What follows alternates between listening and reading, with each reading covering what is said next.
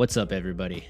Love featuring marriage and divorce is back with season 2, and goddammit, so am I. For all of you season 1 returning viewers, welcome back. I missed you guys. Looking forward to going on another journey together. For any new viewers out there, welcome to the channel. I hope you enjoy your time here. All of the OG viewers know the format already, but for you new folks, this is how it works. Every week, I'll be dropping a video after the 2 episodes come out. I'll give you my take on what happened, and then we all have a blast talking about the show together in the comments. So if you're looking for a place to come discuss this beautiful mess of a K-drama every week with other people, this is the place to be. And with all that being said, let's get right into episode 1 of season 2.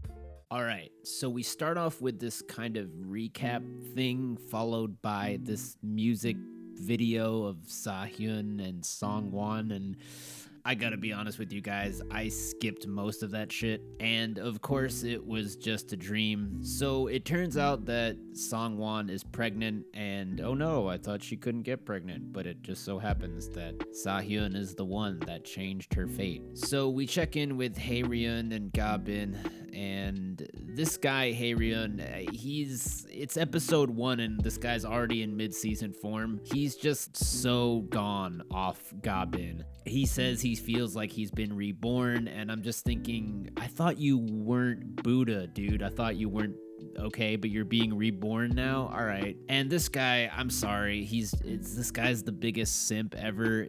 I guess Hye-Ryung is a close second, but this guy's like, I'd rather die than break up with you. I can't live without you. And the craziest part is even Ga-bin is saying, this is kind of wrong. Our relationship was wrong from the beginning. And he's just not even hearing it. He's like, I'm gonna leave my wife for you. It doesn't matter. I'll endure anything, yada, yada, yada. It just makes me feel like it's even worse what he did. I mean, it'd be one thing if Ga-bin was totally on the same page with him. Like, yes, leave your wife for me. Let's run off together. He's just doing this all on his own without anyone asking him to. He finally gets some at the end of season 1 and now he just doesn't know how to act. So we also saw Amy's mom talking to the doctor, which I guess is Amy's dad. And then we see Amy is curious about her biological father and the mom's kind of talking with her about it. And I mean, we all know where this is gonna go. We've known since the end of season 1. That horse at the stable has known since the end of season 1. Everyone knows.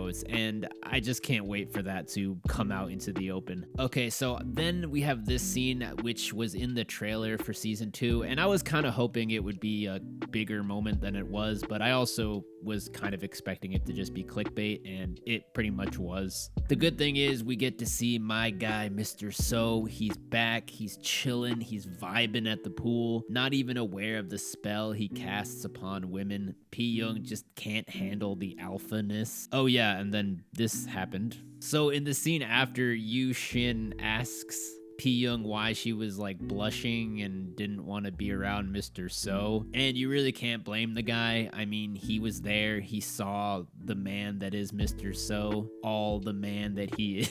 He witnessed the aura, felt the energy, and yeah, of course he would start to feel insecure about that. Okay, then Song-won and Hye-Ryung meet up and she tells him she's pregnant, and she's like, yo, chill, like, don't fuck with the process, don't fuck with the feng shui, I don't want that stress, you need to go away until the baby is born, and kind of just go away altogether. And he's like, no, we have to have this baby together, like, I promise I'll keep it low-key until the baby is born, and then we'll be together, and she's like, all right, I guess. It's interesting because in the start of this first episode in season 2, both Song-won and Ga-bin are kind of just meh right now. I mean, I guess they still are in love with their respective guys, but they're both kind of saying things like either Ga-bin saying, oh, you don't have to do this, and then Song-won saying that too, like, you don't have to be there for the baby's enough for me. And the only one who's just not in that position is Amy, who's just desperate as fuck and is all over Yu Shin. And also, I just think it's kind of cute how Hye-Ryung is all excited for the baby and cares about Song-won and wants to look after her. Don't get me wrong, the situation is fucked, and I know he doesn't really deserve to feel like that. I just can't even imagine how this is all gonna end, but still in this moment, you kind of think if he was single, this would be a great love story on its own, like a spin-off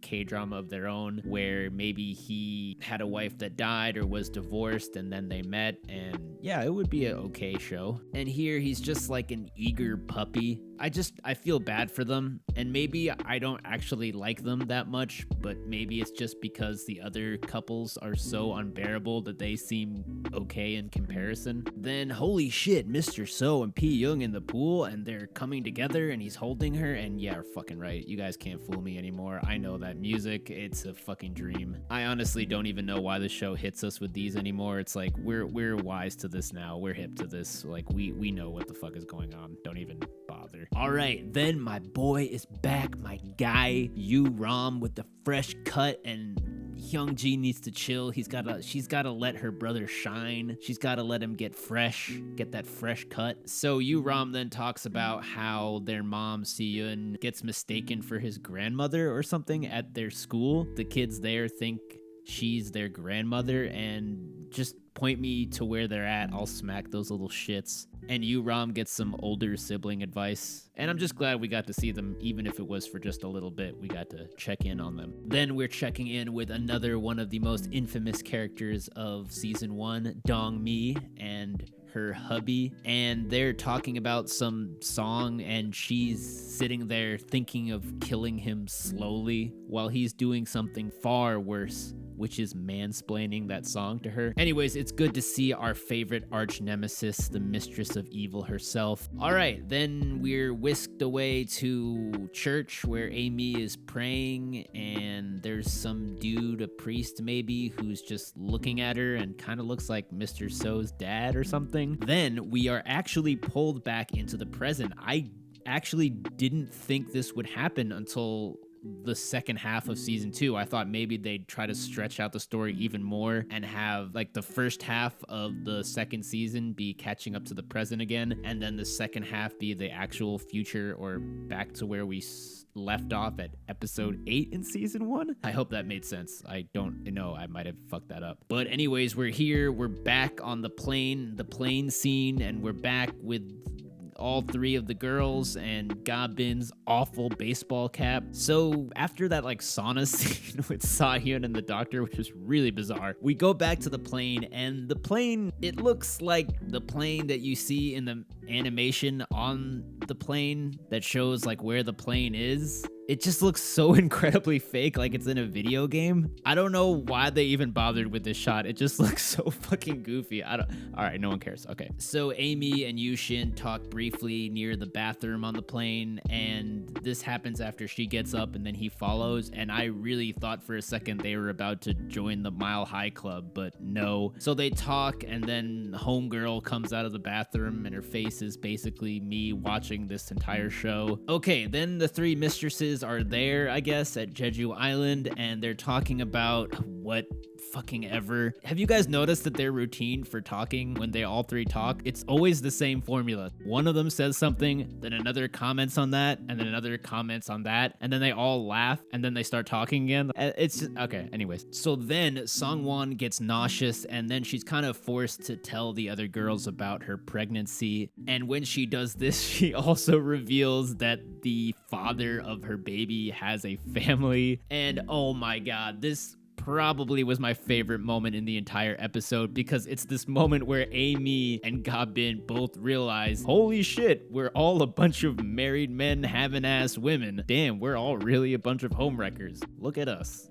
Look at us. And it's just fucking funny as hell. Their expressions are priceless. And then the others come out and they admit it all to each other. And they all have the nerve to be like, oh yeah, but you probably shouldn't do that. Okay, then we get some more of what we got in season 1 with Hye Ryung and Dong-mi kind of going at each other and bickering. And even though Hye Ryung says this in her head, I love when she was thinking, don't I, my husband. We need more of Hye Ryung's spicy side. I can't wait until she starts saying this shit out loud. Her and Dong-mi are gonna have some big blowout. I really hope for that. All right, then Hye Ryung goes to her in-laws for help. She has this plan to get an apartment for Songwon or something so she can be taken care of, and then she can be left in the dust. You know what? I really don't care anymore if Hye Ryung is crazy. I'm team Hye Ryung. I don't know. I don't know. I love her for some reason. She's crazy as fuck. She's got the raccoon eyes, but she's feisty, and she's the only true alpha of the wives, so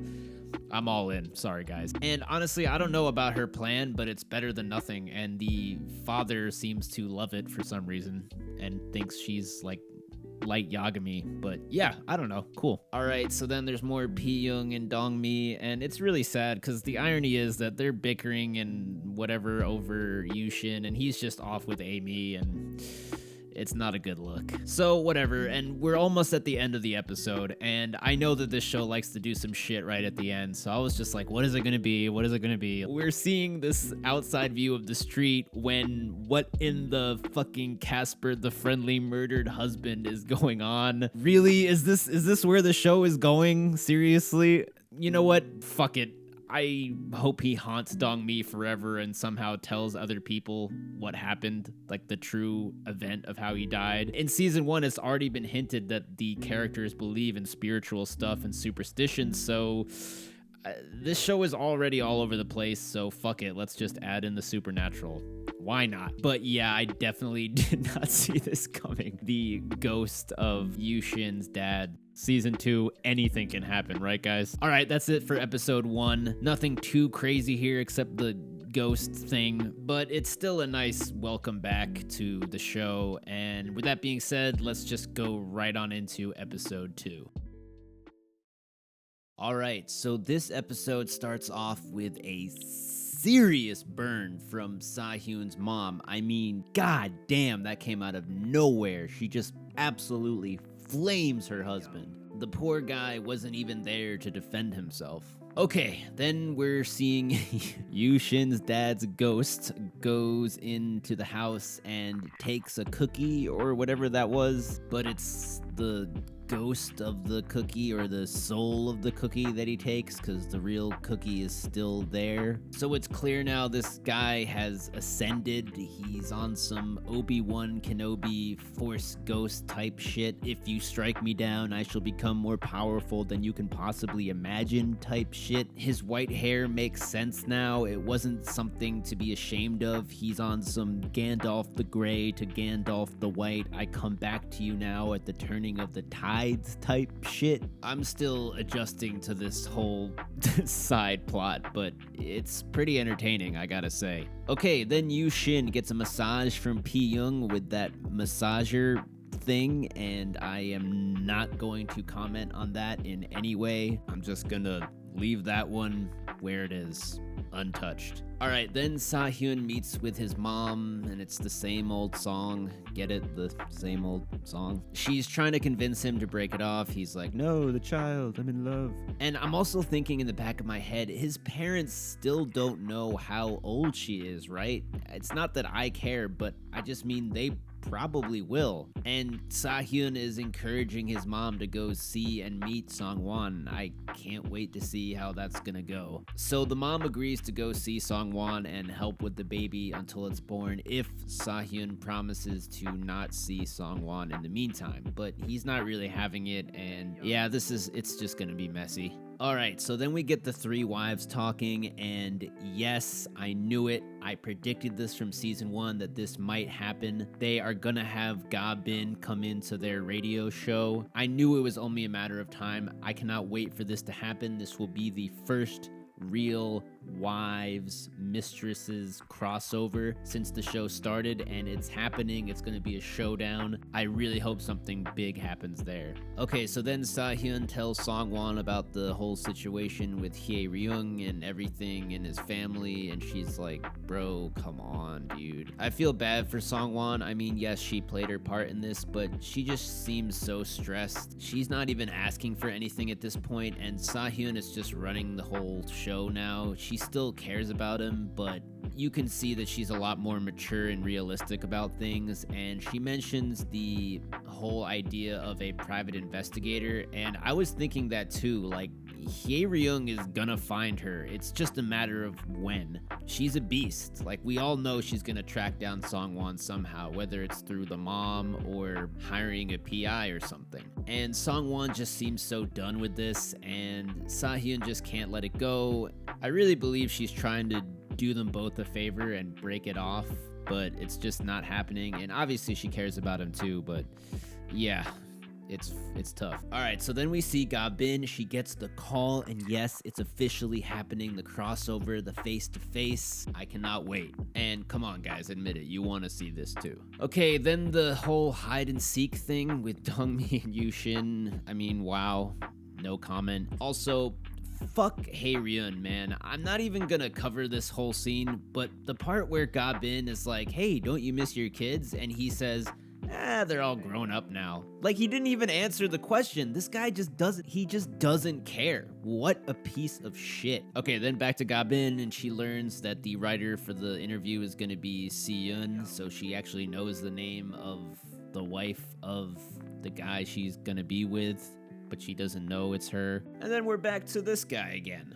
And what is wrong with him? I actually don't understand how incredibly insensitive he is and how much he doesn't give a shit about his kids. Like, honestly, even from a storytelling, writing perspective, there's never been an explanation as to why it's so easy for him to never care about them again. At first I thought he was just really guilty and ashamed and he couldn't face them, but now it's clear he just doesn't care. He's so indifferent, and that forces me, I can't speak for all you guys, but it forces me as a viewer to just think that he's a piece of shit. We aren't given anything else to work with to bring nuance to his character. It's just, he just seems to just not care. How are we supposed to empathize with that at all? I don't get it. Fine, I'll like contact them. Oh, it's such a chore. It's so annoying. Why are you annoying me with this? I have to check in with my kids? Oh, right, them. Like, what? All right, then we get a quick Mr. So scene with Pi-young, and it's really funny how in season 1 we kept getting this Hye Ryung Mr. So narrative, and now that seems completely gone, and now it's Pi-young that's crushing hard on him. All right, so then the poor doctor is thinking about his long-lost daughter, thinking how, oh, it would be nice to go horseback riding with her one day. And then he actually sees them again, and he's none the wiser, and yeah. Okay, back to love featuring marriage and the supernatural. So the housekeeper maid lady tells Dongmi she saw Dr. Shin, her late husband, and she's spooked out and she wants to quit. We don't know if she actually quit because Dongmi offered her a raise, and she's like, well, little do these poor fools know he's become more powerful than they could possibly imagine. Okay, back to Yushin and Amy, and she's starting to buck, guys. The whole, oh, I don't care, you can do whatever you want with me, that whole thing, we knew that wasn't gonna last. She wants more now. She's half kidding about asking for cars. She wants a hiking trip, and we knew this was coming. I can see it already. She's gonna get pissed and go crazy, like psycho crazy, and tell Pi-young. She's a ticking time bomb, guys. Mark my words. Okay, then we see that Hyung-ji and Yu-ram get money from Hye Ryung, their dad. Oh, wow. I mean, wow. Everything is just forgiven now. But forget what I said before. He gave them money in an envelope. How could I ever doubt him? So I didn't really mention this too much in the first episode, but Mr. So and his stepbrother, who I called Two-Face last season because he wore that coat, we've been seeing some scenes with them, and the narrative there seems to be that Mr. So needs to date again, and the stepbrother is encouraging him to do so.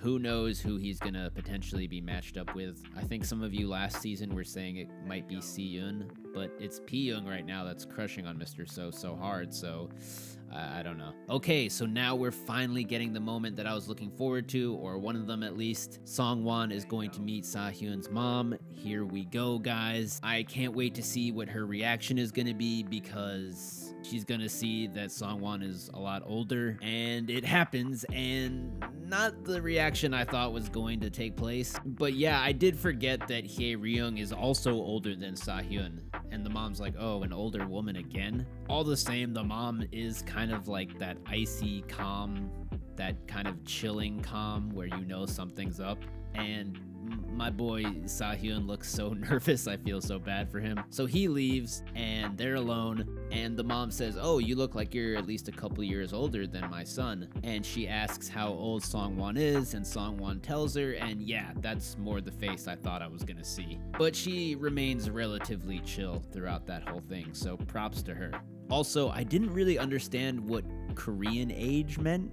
For all my K-drama experts or Korean viewers, help me out here. What does Korean age mean? Is that like a whole different age system they have in Korea, or is it just an expression? Let me know in the comments. Thanks in advance. So the mom finds out more about Songwon's past and about her being a divorcee, and she's definitely shocked, but again, she takes it pretty well. Like, there was no outburst or scream or anything. She takes it as well as she probably could. Okay, so then the end of the episode, of course, we got to go back to love featuring marriage and ghosts, and the maid gives the reaction I thought the mom was gonna have in the previous scene. She sees Dr. Shin again and tells Dongmi, "Come in here quickly," and she does. And does she see him? We're just gonna have to find out next time. Of course. Alright guys, that's gonna do it for this week's 2 episodes and my recap. It's a great start to the second season. Glad to be back with you guys again, as I said before. What do you guys think of the supernatural ghost thing? Are you all in on it, or do you think it's just too much? Also, what are your predictions for next week? I mean, I know we saw some of the preview, but give them to me anyways. I love them. I need some theories too. Let's have some good discussions in the comments, and yeah, I'll see you guys next week.